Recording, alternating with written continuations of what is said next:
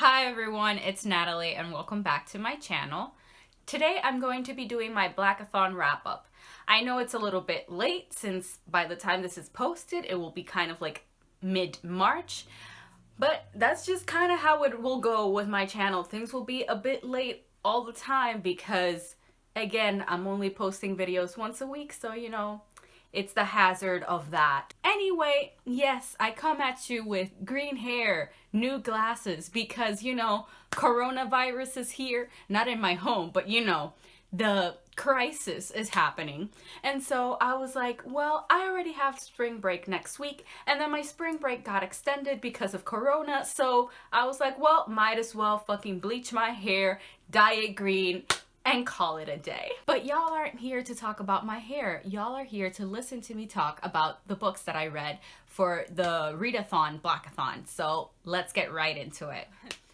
The first book I finished for this readathon was The Everlasting Rose by Daniel Clayton.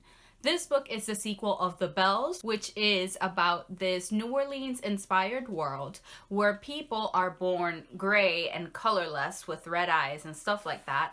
And there are certain groups of women who have the ability to make people beautiful. They can imbue people with skin color, hair color, they can change the shape of people's bodies and stuff like that.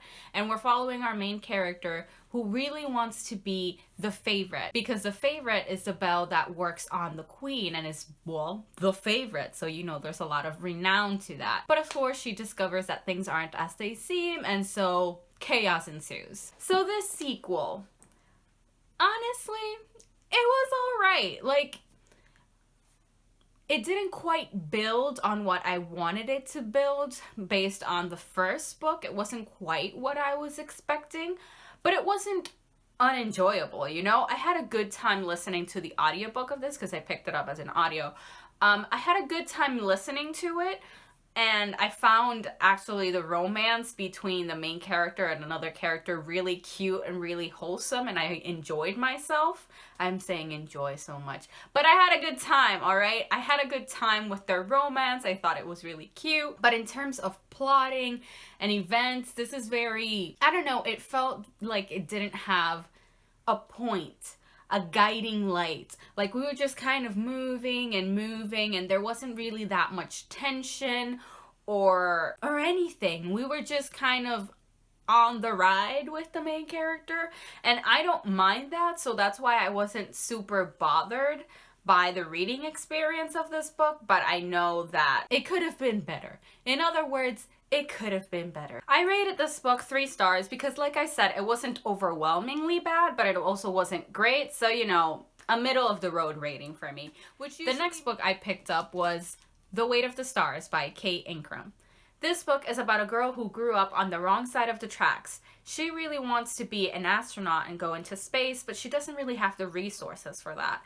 And she ends up meeting this girl who has a mother who went out on a space expedition, but she's not coming back. And so it's about their tumultuous relationship as they go from enemies to friends to lovers. And that's kind of the gist of it. So for me, this was another middle of the road book. I can totally see why people love it and enjoy it and found like so much beauty in it, but I didn't connect to it at all. I didn't feel anything while reading it. Like, seriously, I felt nothing. I was reading the words and I couldn't have cared less what happened either way, you know? And that was very frustrating for me because I wanted to love this book. I was like, we have a female-female romance, we have space, we have all this shit, we have enemies to friends to lovers. Like, what more could a girl ask for?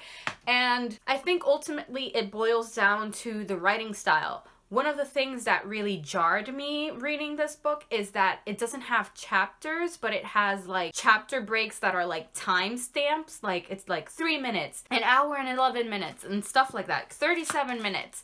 And I found that took me out of the story too much. I found myself being like, but why do we need to count things like this, because at the end of the book I didn't feel like it served a purpose, so it was just there distracting me for no reason.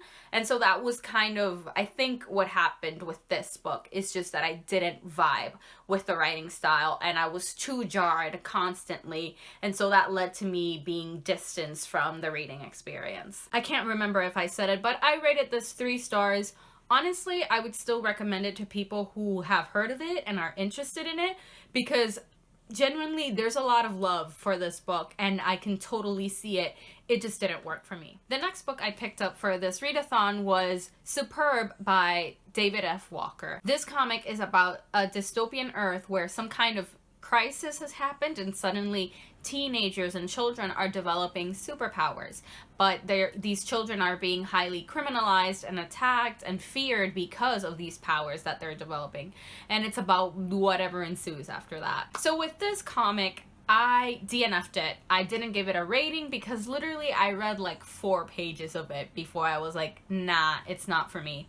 The main thing was that I didn't like the art style at all. And for me, when it comes to comics, graphic novels, manga, like, if I don't like your art style, like, it's just not happening. Like, that's at least something that's different with, you know, traditionally written books. Like, it's words. Like, it doesn't matter. I mean, you can not vibe with someone's writing style, but it's a bit different than not liking someone's art style, right? So for me, I just couldn't do it. And it's one of the reasons why I don't tend to read that many comics, because I find that many of them don't have art styles that I vibe with. I'm very particular about it. I'm particular about everything.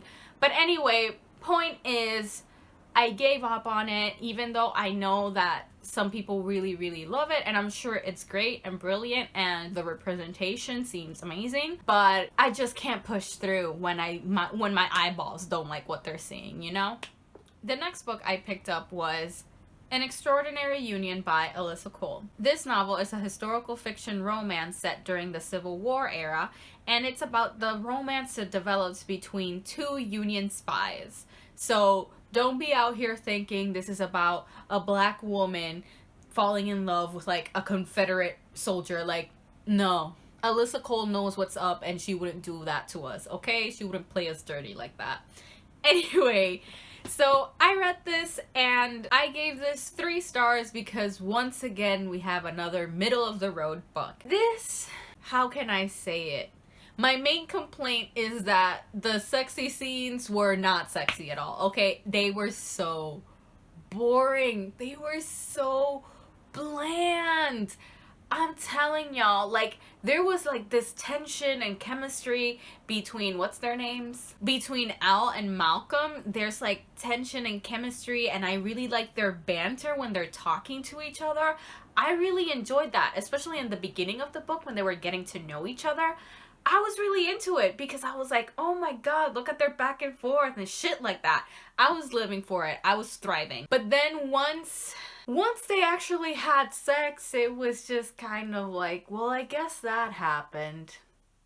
Didn't really do it for me, you know? Like, there wasn't anything bad about it. I wasn't cringing or anything reading it, but I was just kind of like, it's alright.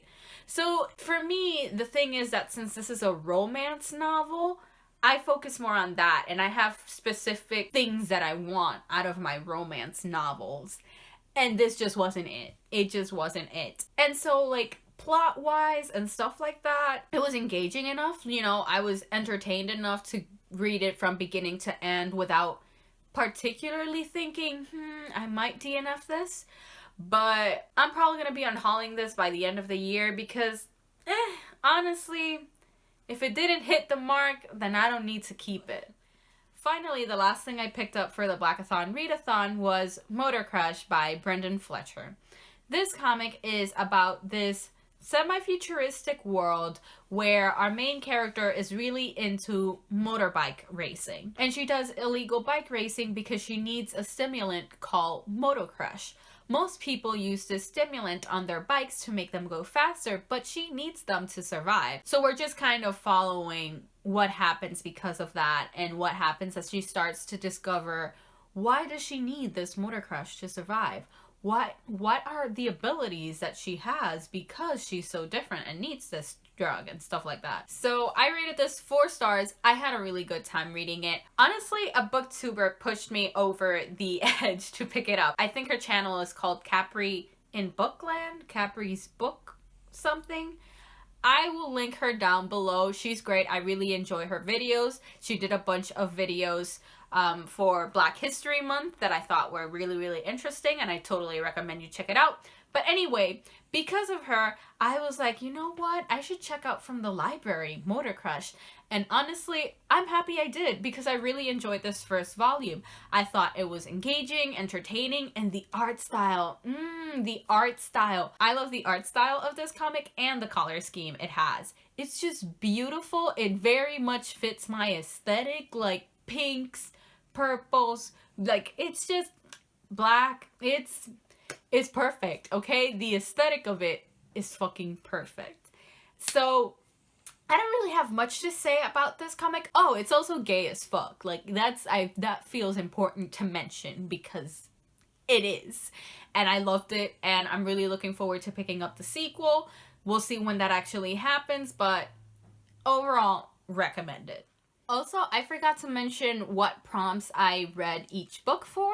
So I picked up The Weight of the Stars to fulfill the Janelle Monáe prompt about reading a sci-fi fantasy novel with a black protagonist. For the David F. Walker prompt, I cheated because I completed half of the requirements of that, because that prompt was to read a sci-fi fantasy comic by a black author with a black protagonist, and I picked up Motor Crush for it. Unfortunately, Motor Crush is basically wholly created by white men, which is a bit upsetting, but you know, anyway. The protagonist is black though, so I'm like, well, I'm cheating, but you know, at least half points. Give me like half points for it. For the Daniel Clayton prompt of reading a sci-fi fantasy novel with a black protagonist who's cunning and ambitious, I picked up The Everlasting Rose. So those are all the prompts I covered. I'm not sure which prompt an Extraordinary Union satisfied for the readathon, but I'm pretty sure with the contemporary prompts, there must be at least one that has to do with romance.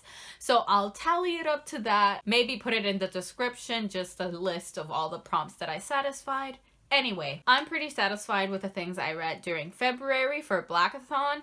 I'm kind of sad that I didn't pick up Children of Blood and Bone, and we're getting on with March and I still haven't picked it up, but it will happen, okay? It will happen. Anyway, that's it for today's video. Thank you all so much for watching. If you enjoyed this video, please like, comment, and subscribe. And if you would like to follow me on any of my social media, I'll have the link to those down below. So, see you next time.